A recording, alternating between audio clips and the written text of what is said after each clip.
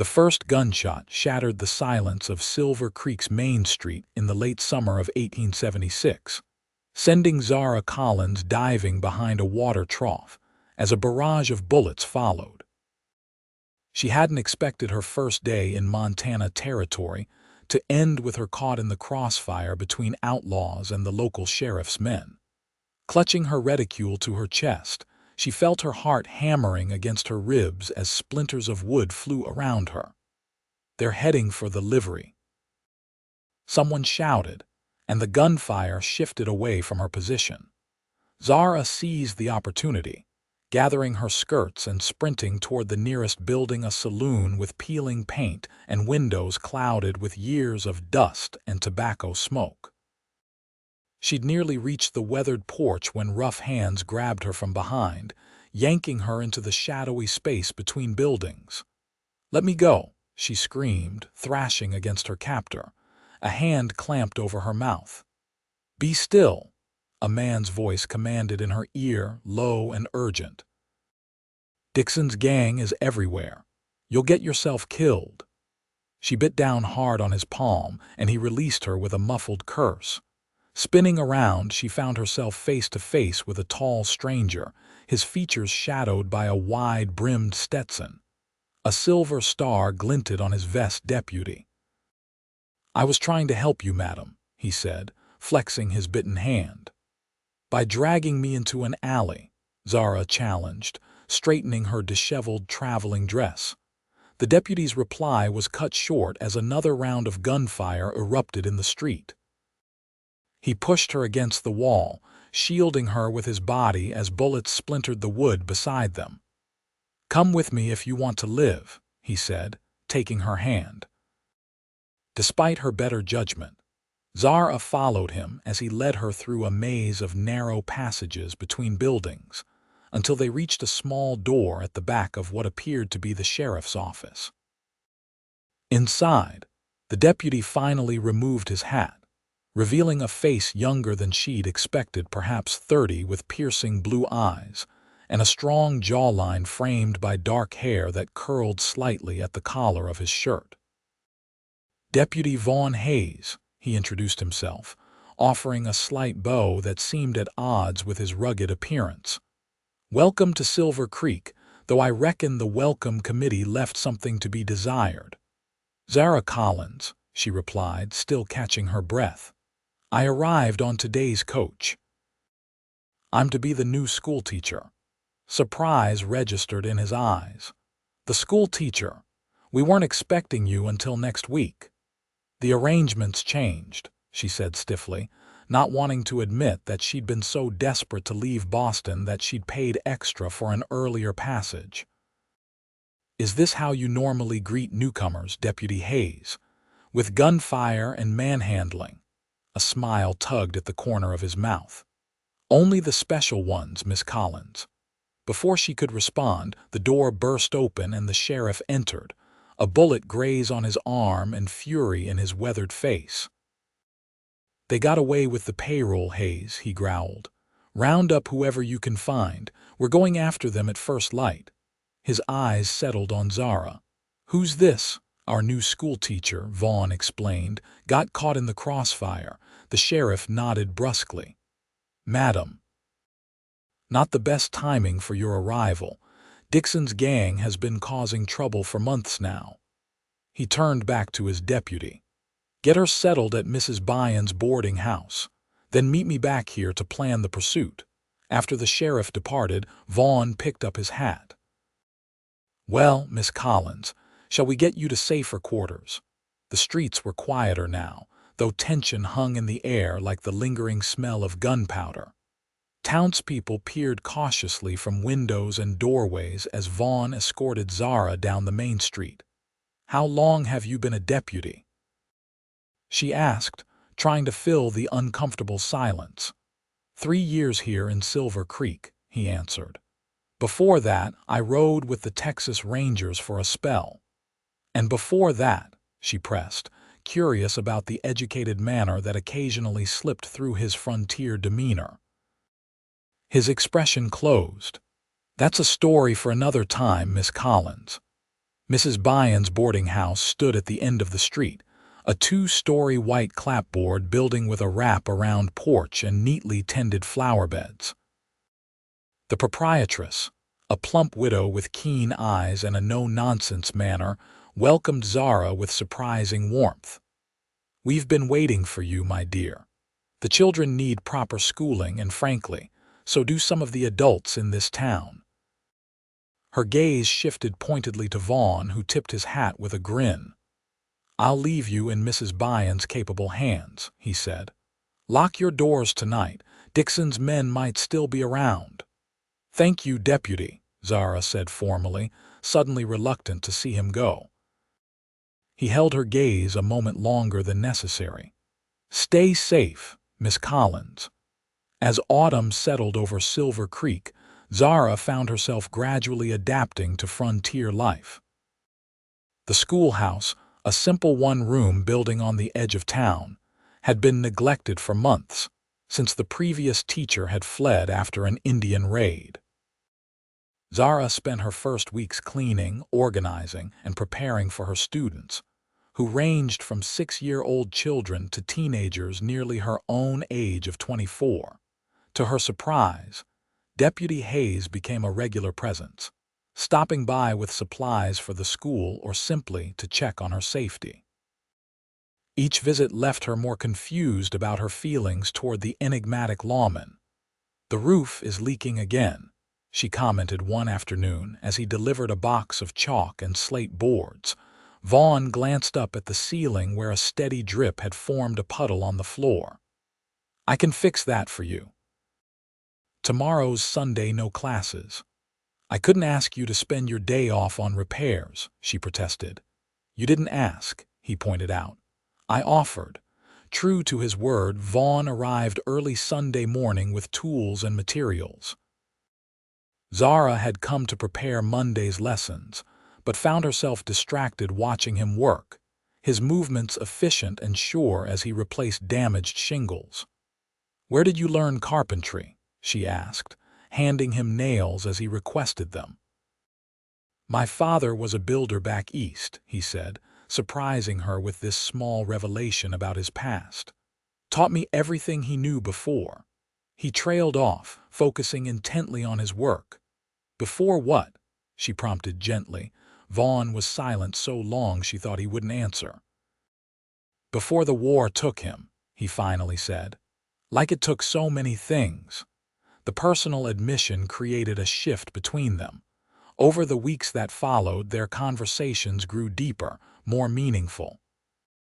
Zara learned that Vaughn had been educated at a university in Pennsylvania before family tragedy and the aftermath of the Civil War had sent him west. In turn, she shared stories of her strict upbringing in Boston society and her decision to escape an unwanted marriage arrangement by accepting a teaching position in the Montana Territory. "You're braver than you give yourself credit for," Vaughn told her one evening as he walked her back to the boarding house after a town meeting. The October air carried a bite of the coming winter. Zara laughed softly. "Brave? I'm terrified most days."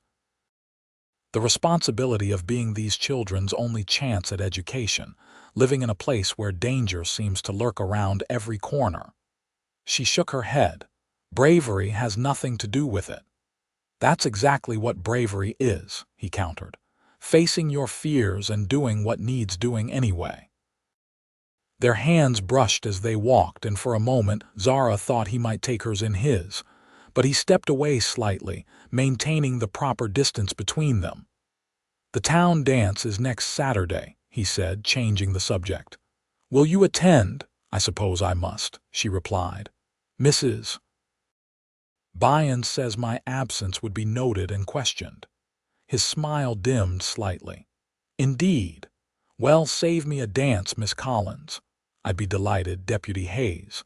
The night of the dance arrived with a flurry of excitement throughout Silver Creek.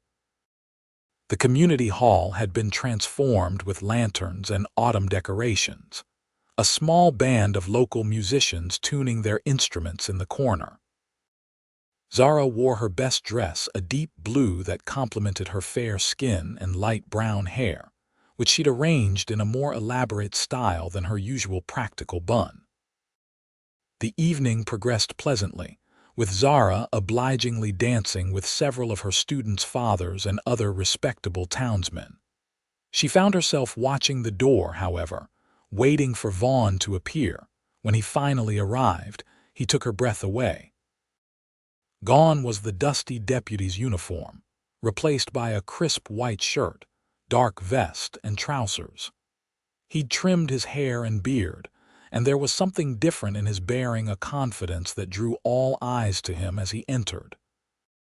Their gazes met across the room, and Zara felt her cheeks warm as he made his way directly to her side, nodding politely to others but clearly focused on his destination. "Miss Collins," he greeted her, his voice carrying a warmth that made her heart flutter. "I believe you promised me a dance."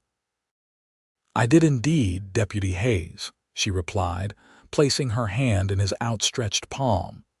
The band struck up a waltz, and Vaughn led her onto the floor with unexpected grace. His hand at her waist was firm yet respectful, guiding her through the steps with ease. "You dance beautifully," she remarked, surprised by his skill. A smile touched his lips. "My mother insisted all her sons learn, said a man who couldn't dance properly would never find a worthy wife. And has that proven true?" Zara asked, immediately wishing she could recall the too personal question. His blue eyes held hers steadily. "I'm beginning to think she might have been right about a great many things."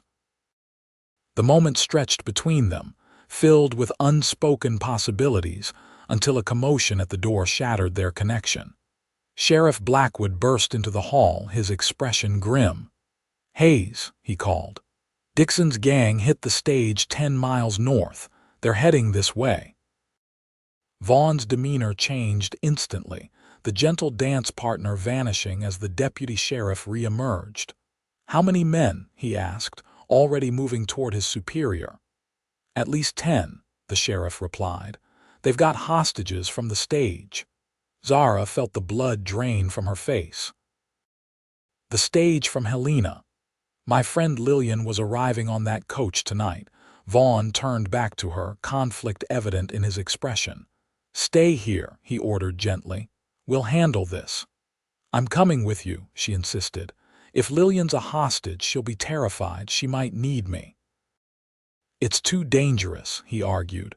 "I'm not asking permission, Deputy," Zara stated firmly. "I'll follow you if I must." Their standoff was interrupted by the sheriff. "We don't have time for this, Hayes. Bring her if you must, but we need to move now." The gang was spotted at Cottonwood Creek, likely making camp for the night. Within minutes, a posse had formed from the men at the dance.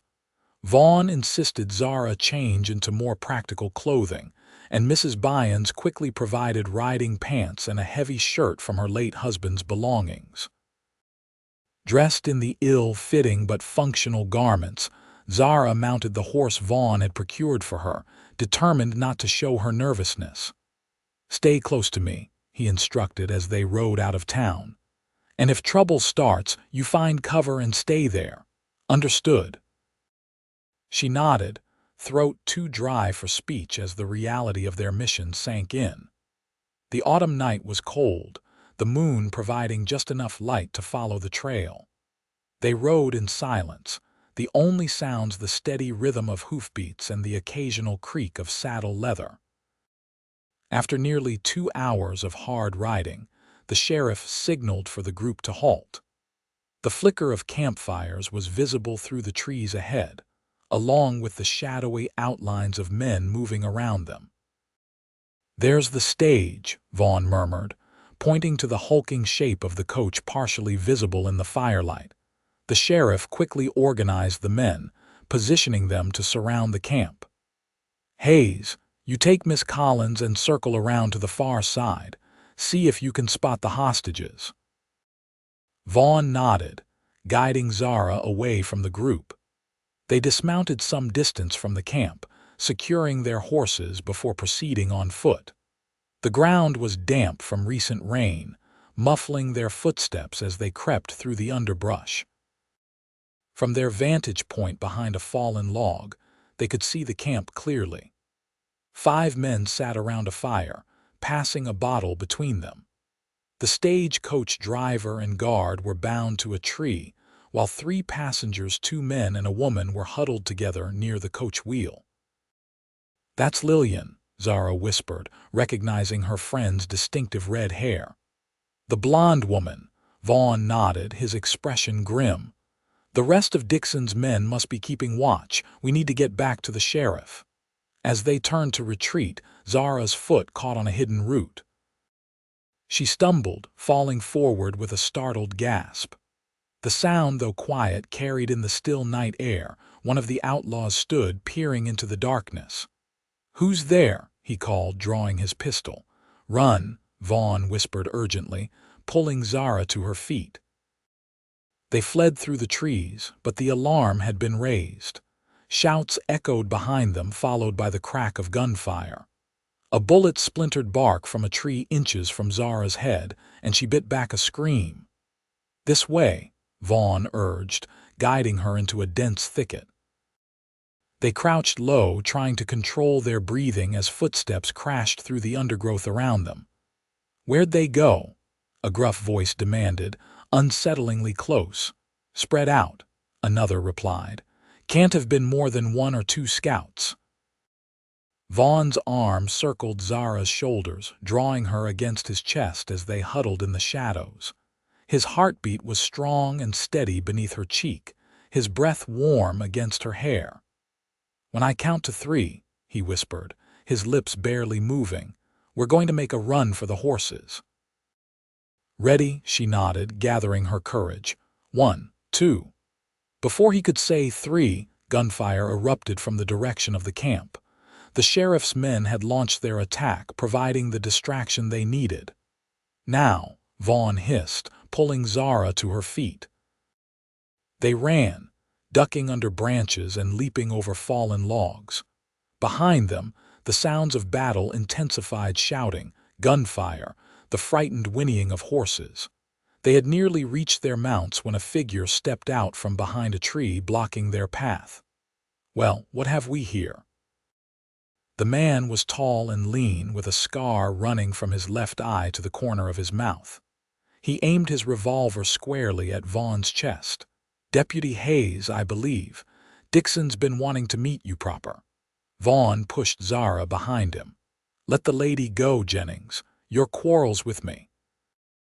The outlaw's scarred face twisted in a cruel smile. "Now why would I do that when she's such pretty company?" Everything happened in an instant. Jennings shifted his aim toward Zara. Vaughn lunged forward, drawing his weapon in one fluid motion. 2 shots rang out simultaneously. The outlaw crumpled to the ground, a look of surprise frozen on his face.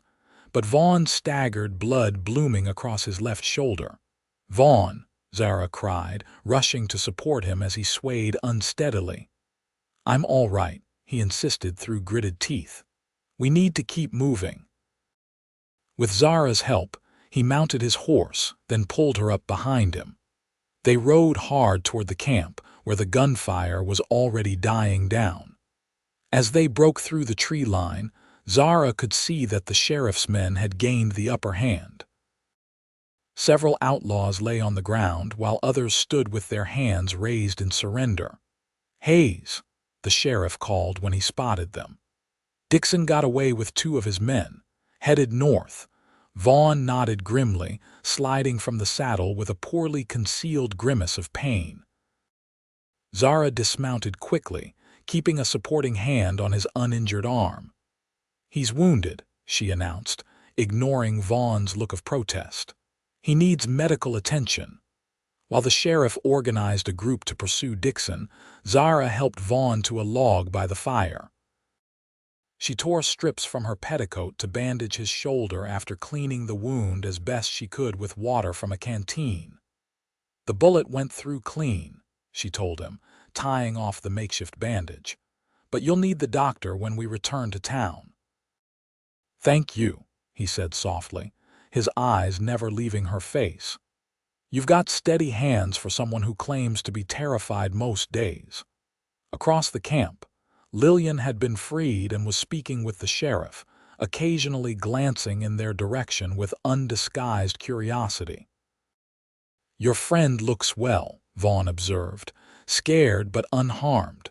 Zara nodded, relieved. "I should go to her, but I don't want to leave you." His good hand caught hers, squeezing gently. "I'm not going anywhere, Zara." It was the first time he'd used her given name, and the intimacy of it sent warmth through her despite the cold night air. Reluctantly, she left his side to check on Lillian, who embraced her fiercely. "Zara, what on earth are you doing here?" her friend demanded. "And in men's clothing, no less." "It's a long story," Zara replied, glancing back at Vaughn. "Are you truly unharmed?" Lillian followed her gaze, a knowing smile forming on her lips. "I'm quite all right. The outlaws were rough but not violent to us passengers." She leaned closer. "Your deputy is quite handsome, despite the blood and dirt." "He's not my deputy," Zara protested, but her cheeks betrayed her with a blush. "Of course not," Lillian agreed with a teasing smile. "Just as you're not completely smitten with him." Before Zara could formulate a proper denial, the sheriff approached. "We're heading back to town at first light.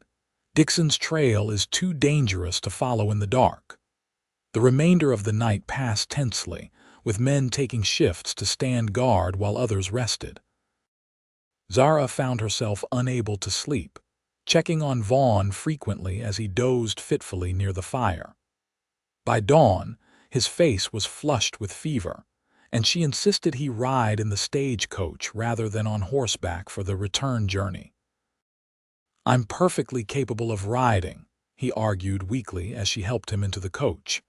"You're perfectly capable of falling off your horse and cracking your stubborn head," she countered, settling beside him on the seat. "Now be quiet and conserve your strength." Lillian, seated across from them, raised an eyebrow at this exchange, but wisely remained silent. The journey back to Silver Creek was slow and jarring. By the time they arrived, Vaughn's condition had worsened considerably.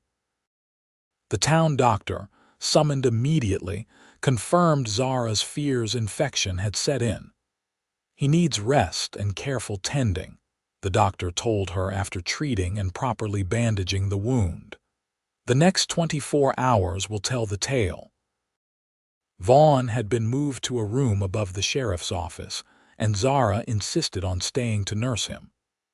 When the sheriff protested that it wasn't proper, Mrs. Byans volunteered to chaperone, effectively silencing any objections. "You need rest too," Lillian pointed out when she visited later that evening, finding Zara keeping vigil at Vaughn's bedside. "I'll rest when his fever breaks," Zara replied stubbornly. Through the night, she bathed Vaughn's forehead with cool cloths, coaxed him to drink water when he was lucid enough, and whispered encouragement when nightmares seemed to grip him.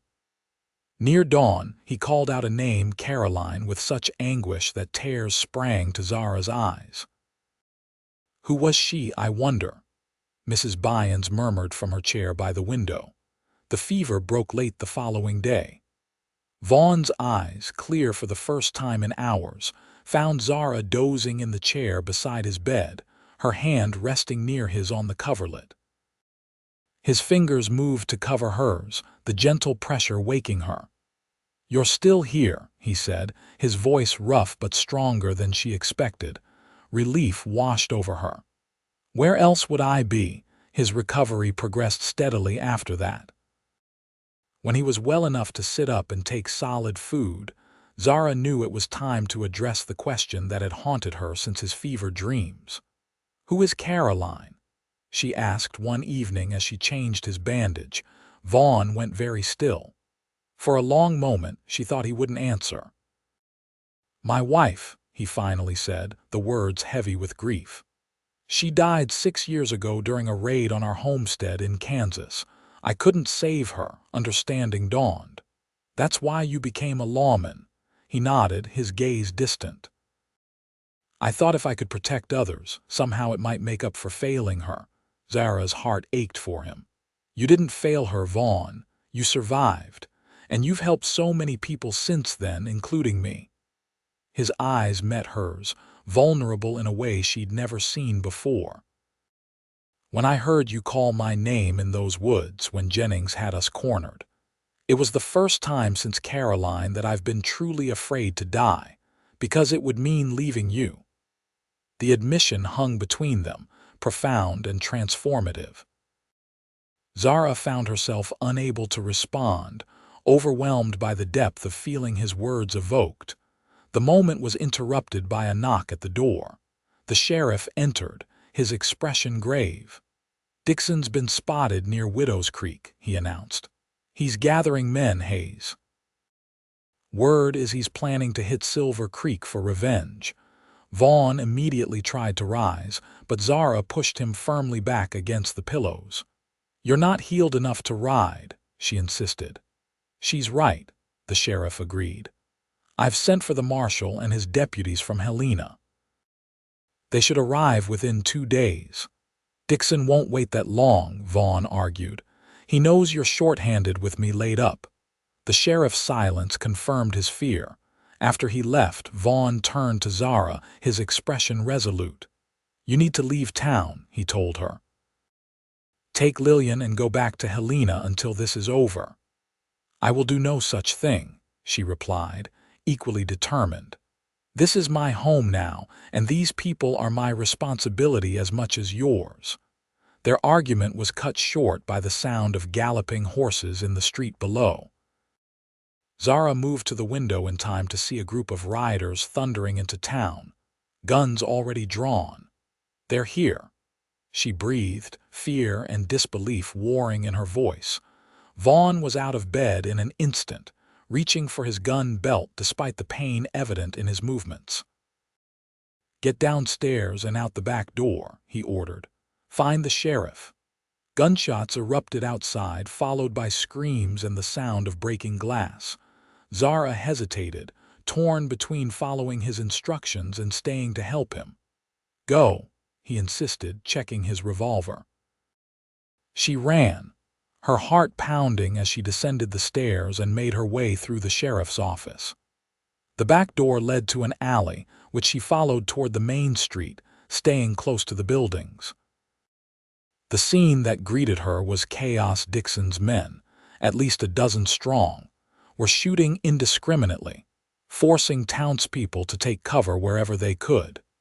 The sheriff and his remaining deputies were pinned down behind overturned wagons, returning fire but clearly outnumbered.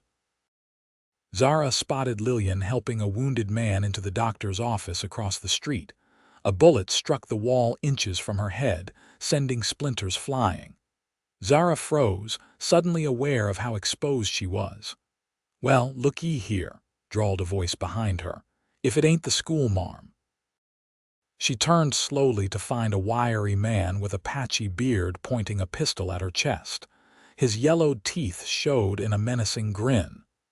"Dixon's gonna want to meet you," he said, grabbing her arm roughly. "Heard you're sweet on that deputy who's been giving us so much trouble. Let me go," she demanded, struggling against his grip.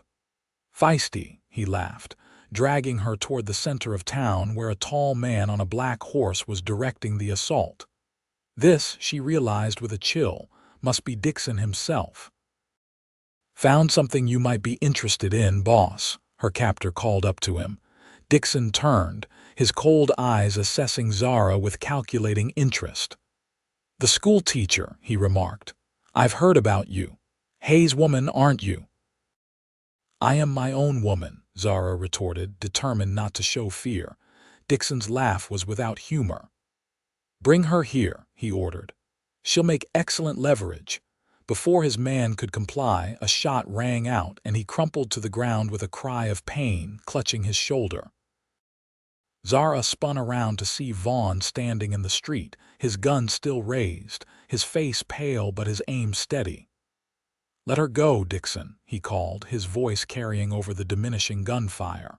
"Your quarrels with me." Dixon's eyes narrowed. "Hayes, heard you were laid up with a bullet. Seems reports of your incapacity were exaggerated." "Not by much," Vaughn admitted, and Zara could see how he struggled to maintain his stance. "But I can still put a bullet between your eyes." "Vaughn!" Zara screamed as Dixon drew his own weapon with lightning speed. The outlaw leader's men, seeing their boss threatened, turned their attention to Vaughn. Laughter rippled through their ranks at the schoolteacher's desperate cry. "They laughed when she screamed his name," Dixon mocked, aiming at Vaughn's chest. "How touching!" In that moment, several things happened at once. The sheriff and his men, seizing the distraction, opened fire from their position. Dixon's horse reared at the sudden noise, throwing off his aim. And Vaughn lunged forward, grabbing Zara and pulling her behind the water trough as bullets flew around them. "Stay down," he ordered, removing his coat despite the cool autumn air and draping it over her shoulders. "Hush now." The coat enveloped her, still warm from his body and carrying his scent leather, gunpowder, and something uniquely him. She clutched it around her, finding strange comfort in it even as danger surrounded them. The tide of the battle had turned. Dixon's men, caught in crossfire from the sheriff's position, and from townsmen who had armed themselves and joined the fight, began to retreat. Dixon himself, realizing his advantage was lost, wheeled his horse around and galloped toward the edge of town, followed by those of his gang who could still ride. "After them," the sheriff shouted, and several men mounted up to give chase. Vaughn remained crouched beside Zara, one arm protectively around her shoulders. "Are you hurt?" he asked, his eyes scanning her for injuries. She shook her head, suddenly overcome by the reality of what had just occurred. "You could have been killed," she whispered, her voice breaking. "You weren't strong enough for this." A smile touched his lips. "Seems I found strength I didn't know I had." The aftermath of Dixon's raid kept the town busy for days. 2 townspeople had been killed, several more wounded. Buildings had been damaged, and the emotional toll on the community was evident in the subdued atmosphere that followed. School was temporarily suspended, as the schoolhouse became a makeshift infirmary for those with less serious injuries. Through it all, Zara found herself drawn ever closer to Vaughn. His injury, reopened during the fighting, had set back his recovery, but he refused to remain bedridden any longer than absolutely necessary. Together, they helped with the town's recovery efforts, finding in shared purpose a deeper connection than either had anticipated. Dixon and his remaining men were captured by a U.S. Marshal's posse 3 days later, bringing a collective sigh of relief to Silver Creek. A celebration was hastily organized, the community's way of reclaiming their sense of security and normalcy. The evening of the celebration, Vaughn appeared at Mrs. Byon's boarding house, dressed in his best clothes despite his arm still being in a sling. Zara met him on the porch, her heart quickening at the sight of him. "You look beautiful," he said simply, taking in her green dress and hair arranged with special care. "Thank you," she replied, pleased by his appreciation. "Should you be out and about already?" "There's nowhere else I'd rather be," he assured her, offering his good arm. "Shall we?" They walked together toward the town square where tables had been set up and lanterns hung from ropes strung between buildings.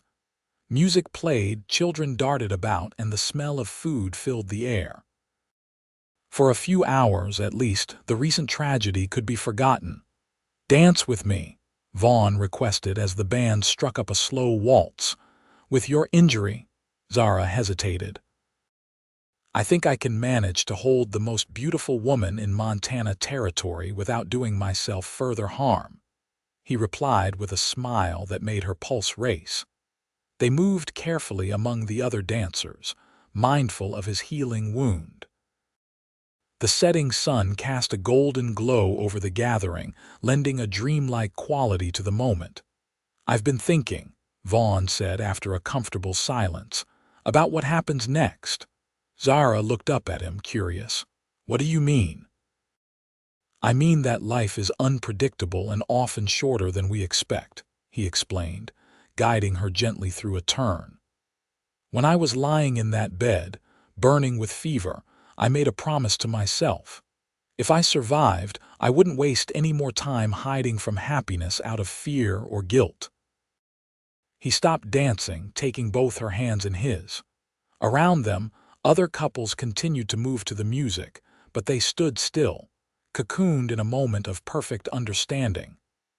"I love you, Zara Collins," Vaughn said, his blue eyes holding hers with unwavering certainty.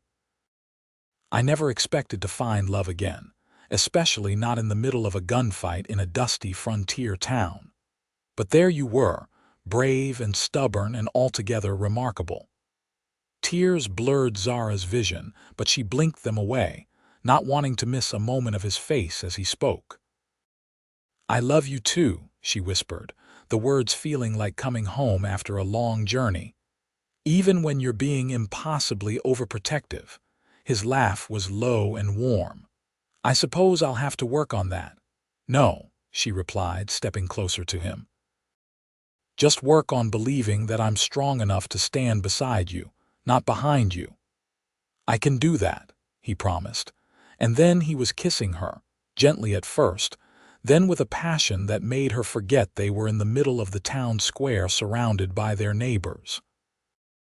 When they finally broke apart, breathless and slightly embarrassed by the knowing smiles directed their way, Vaughn kept his arm around her waist. "Mrs. Byans will have my hide for compromising your reputation," he said with mock seriousness. "Then I suppose you'd better make an honest woman of me, Deputy Hayes," Zara replied, surprising herself with her boldness. His expression softened, becoming earnest. "Is that a proposal, Miss Collins?" "It is indeed," she confirmed, raising her chin defiantly. "Unless you'd prefer to do things the traditional way." Vaughn laughed, the sound free and joyful in a way she'd never heard before. "I've never been much for tradition," he said, pulling her close again. "But I do have a ring that belonged to my grandmother. I've been carrying it in my pocket for 3 days, waiting for the right moment." Joy bubbled up inside her. "I believe this moment is perfect." Under a canopy of stars, with music playing and their community celebrating around them, Vaughn Hayes and Zara Collins sealed their future with another kiss, each finding in the other the home they had been searching for. They were married that Christmas, in the small church that the whole town helped repair after the raid. As snow fell gently outside, they exchanged vows and began their life together, stronger for the trials they had faced and the understanding they had forged through them. And if, in years to come, their children would beg to hear the story of how their parents fell in love during a gunfight, neither Vaughn nor Zara minded telling it, complete with the part where they laughed when she screamed his name, and how he covered her with his coat and said, "Hush now," in a moment that had changed both their lives forever.